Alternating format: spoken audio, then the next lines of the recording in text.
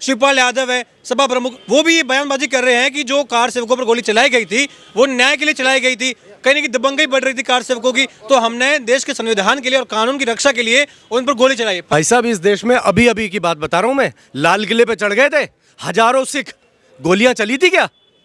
गोलियां चली थी? कोई गोली नहीं चली थी। सम्मान था पूरे देश का, पूरे देश की पहचान है लाल किला, जहां से मेरे देश के प्रधानमंत्री झंडा फहराते हैं। कोई गोली नहीं चली थी। इन्होंने राम मंदिर के नाम पर केवल इनको मारना था। बाबरी मस्जिद को दोबारा निर्माण करने का इन्होंने वचन दिया था कि हम निर्माण करेंगे। अब मोदी बैठा है इनका बाप, किसी की नहीं चलने वाली। बिल्कुल सही। और आज मौका है इसको पूरी तरीके से खत्म करने का कांग्रेस को। और इनकी न्याय यात्रा, कौन से शुभ मुहूर्त में इन्होंने न्याय यात्रा निकाल दी? पंचक लगा हुआ था, इन्होंने शुभ मुहूर्त नहीं देखा। कौन सा शुभ मुहूर्त देखते हैं? और कब जब से राम 60 सालों से त्रिपाल के अंदर पड़े हुए थे, तब ये किसी शंकराचार्य को, किसी हिंदू को नजर नहीं आया कि हमारे राम किस अवस्था में पड़े हुए हैं। आज सबको मुहूर्त याद आ गया। और कौन सा मुहूर्त नहीं है मुझे बताओ, 22 तारीख को कौन सा मुहूर्त नहीं है? कि तानाशाही का माहौल है देश में, लोकतंत्र की हत्या हो रही है देश में, बेरोजगारी महंगाई के मुद्दों पर नरेंद्र मोदी की चुप्पी जो है वो देश के लिए कहने की खतरा है, बार बार ही कह रहे हैं। अब वो हिंदी बेल्ट के राज्यों में जाएंगे तो मोदी के लिए चुनौती बन सकती है क्या? अगर वो हिंदी बेल्ट के राज्यों से गुजरेंगे तो क्या 26 के चुनाव में कांग्रेस को वोट बैंक का फायदा हो सकता है क्या? ये मणिपुर से थोड़ा और पीछे हो जाते, जो अपना पहला गाँव है देश का, अरुणाचल प्रदेश, वहां से शुरू कर लेते, क्या हो गया था? बाप बैठा है ना चाइना इनका, इसीलिए नहीं शुरू कर रहे ना वहां से। मणिपुर से क्यों स्टार्ट करनी है? राजस्थान से करते, केरला से करते, वहां से क्यों नहीं कर रहे हैं? जहां इनके बाप बैठे हैं वहां से नहीं करेंगे, वहां से करेंगे जहां इन्हें मुद्दे मिल रहे। राजस्थान में बलात्कार नहीं हुए क्या? वहां नहीं करेंगे ये लोग। इतने मक्कार लोग हैं भाई साहब, देश को लूट के खा गए। आज ये प्राण प्रतिष्ठा पे वो सवाल उठा रहे हैं। वो नेहरू जो सोमनाथ में राष्ट्रपति जब प्राण प्रतिष्ठा के लिए गए थे तो उनको रोक दिया गया था, राजेंद्र प्रसाद जी को। वहां आज भी लेटर है भाई साहब, वो जहां पे नेहरू जी ने मना कर दिया था कि मैं नहीं जाऊंगा वहां पे, और ना आपको जाना चाहिए था। तो ये वो लोग हैं जिन्हें मंदिर से हमेशा दिक्कत रही है। ये तो हमारा दुर्भाग्य है देश का, मेरी देश की जनता का, जो इन्हें जिताते रहे गांधी नाम से। बिल्कुल सही। और आज मौका है इसको पूरी तरीके से खत्म करने का कांग्रेस को। और इनकी न्याय यात्रा, कौन से शुभ मुहूर्त में इन्होंने न्याय यात्रा निकाल दी? पंचक लगा हुआ था, इन्होंने शुभ मुहूर्त नहीं देखा। कौन सा शुभ मुहूर्त देखते हैं? और कब जब से राम 60 सालों से त्रिपाल के अंदर पड़े हुए थे, तब ये किसी शंकराचार्य को, किसी हिंदू को नजर नहीं आया कि हमारे राम किस अवस्था में पड़े हुए हैं। आज सबको मुहूर्त याद आ गया। और कौन सा मुहूर्त नहीं है मुझे बताओ, 22 तारीख को कौन सा मुहूर्त नहीं है? लेकिन देखिए, आपने मुहूर्त की बात करी, जब कार सेवकों पर गोली चलाई गई थी उसको लेके आज बयानबाजी हो रही है। शिवपाल यादव है सपा प्रमुख, वो भी ये बयानबाजी कर रहे हैं कि जो कार सेवकों पर गोली चलाई गई थी वो न्याय के लिए चलाई गई थी, कहीं ना कहीं दबंगई बढ़ रही थी कार सेवकों की, तो हमने देश के संविधान के लिए और कानून की रक्षा के लिए उन पर गोली चलाई। फतेह बहादुर है, आरजेडी से है, विधायक है, वो भी ऐसी बयानबाजी कर चुके हैं कि कार सेवकों पर जो हमने गोली चलाई थी वो बहुत जरूरी था, क्योंकि कार सेवक कहीं ना कहीं कानून बिगाड़ रहे थे, देश का माहौल बिगाड़ रहे थे। भाई साहब, इस देश में अभी अभी की बात बता रहा हूं मैं, लाल किले पे चढ़ गए थे हजारों सिख, गोलियां चली थी क्या? गोलियां चली थी? कोई गोली नहीं चली थी। सम्मान था पूरे देश का, पूरे देश की पहचान है लाल किला, जहां से मेरे देश के प्रधानमंत्री झंडा फहराते हैं। कोई गोली नहीं चली थी। इन्होंने राम मंदिर के नाम पर केवल इनको मारना था। बाबरी मस्जिद को दोबारा निर्माण करने का इन्होंने वचन दिया था कि हम निर्माण करेंगे। वो तो यादव की ये जो बयानबाजी है, इसको लेके आप क्या कहना चाहेंगे? बयानबाजी से कुछ नहीं होता, ऐसे बयानबाजी वाले 70 गए 70 आए। अब मोदी बैठा है इनका बाप, किसी की नहीं चलने वाली, समझे ना? गोधरा कांड कर दिया, देखा था आपने गोधरा कांड? राम सेवकों को किस तरीके से इन्होंने फंकवाया था, यही हुआ। और इन्होंने खूब कोशिश करी राम सेवकों को जलाने के बाद, किस तरीके से इनको पता लगाया था, किस तरीके से बदले लिए जाते हैं, कैसे इनको बताया जाता है। कर लो कुछ, क्या कर लोगे भाई? अब वो सरकारें चली गई जो हिंदुओं को मारने के बाद 4.5 लाख कश्मीरी एक रात में भगा दिए गए। उनकी लड़कियों को चुन चुन के ले लिया गया कि ये मेरी वाली है, ये मेरी वाली है। इस तरीके से बातें हुआ करती थी। जब यादव तो कह रहे हैं कि कार सेवकों की रक्षा करने के लिए हमने उन पर गोली चलाई थी, ताकि कहीं ना कहीं माहौल ठंडा हो जाए। खूब करो बयानबाजी, आप कुछ नहीं होने वाला, ये सारा परिवारवाद खत्म होने वाला है। कांग्रेस ने 70 साल राज किया। कांग्रेस के ही लीडर राम मंदिर न बनने के लिए सुप्रीम कोर्ट में खिलाफत कर रहे थे, जैसे कपिल सिब्बल जी हो, मनु सिंधिया जी हो। 24 वकील खड़े किए गए थे। 24 वकील किए गए। ये बताइए, तो उन्होंने फैसला क्यों नहीं कराया है?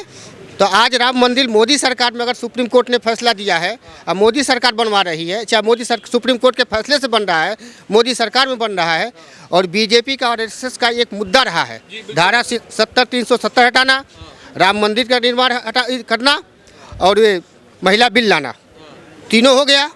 अब ये बौखलाए हुए हैं। ये मुद्दा अटल जी के टाइम पे था। अटल जी का शुरू से ही मुद्दा था इनका। मैं मऊ जिले का रहने वाला हूँ, उत्तर प्रदेश में। पीवी नरसिम्हा राव जी प्रधानमंत्री थे। पहला दौरा उन्होंने गोरखपुर गए थे, वहाँ से घोषणा किया था कि कुशीनगर से लेकर मऊ गाजीपुर होते हुए सारनाथ तक 4 लेन सड़क बनेगी। उनके बाद वहाँ हमारे ज़िले में ही कल्पनाथ राय जी थे, नहीं बना वो सड़क। पैसा आया, सारा पैसा ख़त्म हो गया। 2014 में मोदी की सरकार आई, आज जो है वो सड़क 4 लेन बनी, कितनी बन गई, गाड़ियाँ चल रही हैं। 93 में घोषणा हुआ, अब बनी 14 में। तो राहुल गांधी भी रहे आजकल मार्केट में, कहीं ना कहीं राहुल गांधी भी यात्रा कर रहे हैं लगातार। कांग्रेस की सरकार में माओवाद का गठन हुआ, नक्सलवाद का गठन हुआ ना, सब लोग जानते हैं। आसाम में उल्कावाला हुआ, बोडोलैंड हुआ उग्रवादी, तमाम उग्रवादी तो इनके ही सरकार में हुआ, कांग्रेस के ही। तो क्या वो तानाशाही नहीं थे? क्यों उग्रवादी संगठन इतना तैयार हुआ हिंदुस्तान के अंदर? इसका जवाब नहीं है कांग्रेस के लोगों को, चाहे राहुल जी को। वही राहुल जी कहते हैं मोदी को तानाशाह। मनमोहन सिंह प्रधानमंत्री थे, कोई बिल जो है उन्होंने फाड़ कर राहुल गांधी ने फाड़ा था, बिल्कुल राहुल गांधी ने फाड़ कर मनमोहन सिंह के ऊपर फेंका था। मनमोहन सिंह एक संवैधानिक पद पर बैठे थे। जब वो मनमोहन सिंह का अपमान कर सकते हैं तो हिंदुस्तान का भी अपमान कर सकते हैं। क्या नाम है सर आपका? राम यादव। कहाँ से हो आप? बिहार से ही हो। कैसा करे नीतीश कुमार काम? नीतीश कुमार क्या करेगा? प्रधानमंत्री जी बढ़िया काम कर रहे हैं। बढ़िया कर रहे हैं। हाँ, जो क्या बढ़िया कर रहे हैं? राम मंदिर बनवा दिया और राम राज हो रहा है। लेकिन वो तो विपक्ष तो कह रहा है कि नीतीश कुमार भी शामिल है उसमें। सारा विपक्ष कह रहा है कि राम मंदिर जो है ये बस लड़वाते हैं, लोकतंत्र को खत्म करने की कोशिश कर रहे हैं ये। मोदी जी ने ही राम राज शुरू कर दिया है, अब इसको कोई दूसरा नहीं आ सकता है, राम राज ही रहेगा। मोदी जी तानाशाही नहीं कर रहे क्या? नहीं, राम को पे वो मंदिर बनवा रहे हैं, राम मंदिर बनवा रहे हैं और पब्लिक को खुश कर रहे हैं, जनता को खुश कर रहे हैं। तो राहुल गांधी भी तो आजकल खुशी करने में लगे हुए हैं। मणिपुर गए हुए हैं, मणिपुर से मुंबई आएंगे, कह रहे हैं हम न्याय यात्रा निकाल रहे हैं, देश में अन्याय हो रहा है। राहुल गांधी भी तो कोशिश कर रहे हैं। वो बहुत जीता है, अब उसको जीतने की जरूरत नहीं है। जीते हैं, लॉन्च हो रहे हैं, जीत रहे हैं राहुल गांधी। भाई साहब, आपके माध्यम से मैं राहुल गांधी जी से पूछना चाहता हूं कि किसी भी जनता से वो बताएं कि मोदी तानाशाही किसके साथ कर रहा है। तानाशाही का मतलब क्या होता है, राहुल गांधी इसका मतलब बता दें। वो कह रहे हैं कि हमको जीतने देते ही नहीं, जहाँ देखे ये सरकार बना लेते हैं। भाई साहब, जब वो चुनाव जीतते हैं तो ईवीएम खराब नहीं होती है, और जब भाजपा जीतती है तो ईवीएम खराब होने लगती है। ये भी तो बात है। 5 राज्यों का चुनाव हुआ जिसमें जो है कि उन्होंने यहाँ का वो कर्नाटका में जीते, ईवीएम नहीं खराब हुई, नहीं हैक हुआ। 3 राज्य में भाजपा बन गई तो ईवीएम खराब हो गया, ईवीएम हैक हो गई। तो भैया ये जो है कि लोगों को बेवकूफ़ बनाना है, अब बेवकूफ़ बनाते रहेंगे वो। अब जनता समझदार हो गई है, वो जानती है कि किसको वोट देना है, किसको नहीं देना है। अच्छा, आपको लग रहा है जनता समझदार है, देश की जनता समझदार है? सर कुछ तो हद तक समझदार है, ऑब्वियस सी बात है, तभी वो कुछ हद तक। अभी 24 का चुनाव में किस हद तक जाएगा मामला? सर ये पूरा बीजेपी के पास जाएगा मामला। हाँ। क्या कारण मानते हैं आप इसका? कारण सर बहुत सारा है ना, जो सबका कारण दिख रहा है। मतलब बीजेपी काम कर रही है, जितना सेफ्टी इसने यूपी में दिया, मतलब बीजेपी सरकार है। यूपी में 10 साल पहले जो बात थी वो अलग बात थी, अभी जो बात है वो बिल्कुल अलग बात है। ठीक है, यूपी का एक बात ये है, प्लस इंडिया की बात देख लो आप। इंडिया में अभी बहुत लोग सेफ महसूस कर रहे हैं।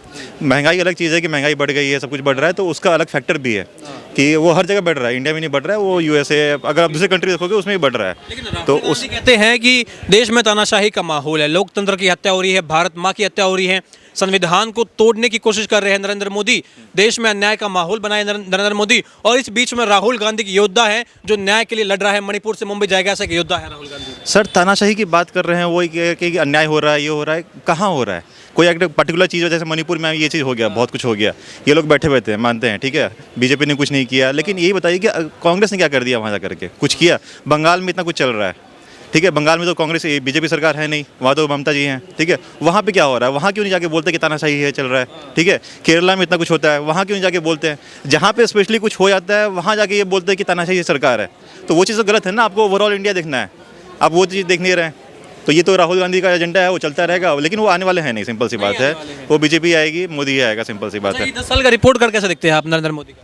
सर रिपोर्ट कार्ड देखा जाए तो ऑब्वियस बात है, इंडिया डेवलप तो किया है। आज हर जगह नाम हुआ है इंडिया का, पूरे वर्ल्ड में नाम हुआ है, ठीक है। आज मालदीव का जो केस चल रहा है कि मालदीव को छोड़ दो, लक्षद्वीप को मतलब ये बना दो टूरिस्ट, तो एक बंदे के कहने पे मतलब इतना कुछ हो गया है। तो ये चीज़ तो कुछ तो है कि उसने किया। ये भी कह रहा है कि मालदीव देखिए हमारा पड़ोसी है, ये भी हमारे हाथ से चला गया, वहाँ भी अब चाइना कहीं ना कहीं जब एंट्री कर लेगा तो समस्या तो भारत को आ जाएगी। समस्या सर भारत को नहीं, समस्या भारत को सर अलग तरीके से आएगी। बट ये पॉजिटिव पॉइंट भी देखिए कि लक्षद्वीप जो भारत का पार्ट है उसके भी रेवेन्यू बढ़ेगी, ठीक है। उसकी बढ़ेगी, वो अल्टीमेटली हमें ही फायदा करेगा। तो कहीं ना कहीं तो फायदा हमें ही हो रहा है ना हर चीज़ का, और मोदी की छवि का फायदा तो हो ही रहा है, सीधी सी बात है। तो आपको लग रहा है कि मोदी के नाम पे कहीं ना कहीं जो है एक विश्वास लोगों में है और बाकी कंट्री में भी कहीं ना कहीं इन्वेस्टमेंट को लेके एक भरोसा रहता है कि मोदी बैठे हुए हैं? ऑब्वियस सी बात है सर, 100% विश्वास है, 100% भरोसा है सर। तभी लोग यहाँ पे मतलब पूरे दूसरे कंट्री के लोग भी अभी वैल्यू देने लगे हैं। पहले इतनी वैल्यू थी नहीं, जो कि अब हो गई है। तो ये तो होना ही था सर, और ये होगा आगे जाकर के। मालदीव वो डिमांड कर रहा है कि इंडियन आर्मी यहाँ से हटा दी जाए, चाइना से वो हेल्प मांग रहा है, तो ये समस्या नहीं आएगी? दैट इज़ डिप्लोमेटिक थिंग, और वो चीज़ सॉल्व होगा। मुझे लगता है वो इतना लंबा नहीं चलने वाला, वो सॉल्व हो जाएगा जहाँ तक मुझे लगता है। ऐसे पर्सनल मानना है मुझे, अब आई डोंट नो कि डिप्लोमेटिक वे में क्या होगा नहीं होगा। बट राम मंदिर पे अब सियासत बहुत ज़्यादा हो गई है। विपक्ष ने जैसे ही न्योता ठुकरा दिया है तो भाजपा कह रही है देखिए ये राम विरोधी है इसलिए न्योता ठुकराया है। राहुल गांधी कह रहे हैं कि ये न्योता ठुकराने के पीछे तर्क ये है कि भाजपा संघ का इवेंट हो रहा है 22 तारीख को, तो इनके पार्टी के इवेंट में भला हम क्यों जाए, इसलिए हम नहीं जा रहे हैं। सर देखिए, राम मंदिर का अलग चीज़ है, दैट इज वो एक मतलब आस्था से जुड़ा हुआ चीज़ है, एक भगवान से जुड़ा हुआ चीज़ है। उसमें किसी पार्टी और किसी उसका वो नहीं करना चाहिए कि कौन मतलब भाजपा कर रही है, कांग्रेस कर रही है। कांग्रेस के पास भी बहुत सारा टाइम था, ठीक है। वो चाहते तो वो भी उसमें बनवा सकते थे, उस मुद्दे को उठाते, उस मुद्दे को बना देते, कंप्लीट करते, होता उनका नाम बनता। अब भाजपा ने जब ये काम किया है तो क्रेडिट तो लेगी, ऑब्वियस सी बात है, ठीक है। इसमें वो पीछे रहेगी नहीं, क्यों ना क्रेडिट ले।